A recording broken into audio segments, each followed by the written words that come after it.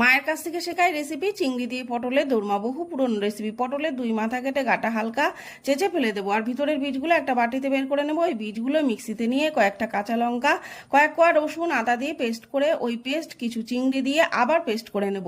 এবারে কড়াইতে তেল দিয়ে সামান্য নুন ও হলুদ দিয়ে কিছুটা চিংড়ি মাছ ভেজে উঠিয়ে নেব। ওই তেলে একটা পেঁয়াজ কুচি দিয়ে ভেজে ওই পেস্ট, লবণ ও হলুদ দিয়ে একটা সেদ্ধ আলু দিয়ে পুর তৈরি করে নেব। এবার ওই পুর গোটা চিংড়ি পটলের ভিতরে একটা একটা করে দিয়ে ভর্তি করে নেব। এখানে আমাকে সাহায্য করেছে আমার কর্তামশাই, তবে এই চিত্র আমার কাছে নতুন নয়। আমার বাবাও ঠিক এভাবেই আমার মাকে এরকমভাবেই সাহায্য করতো।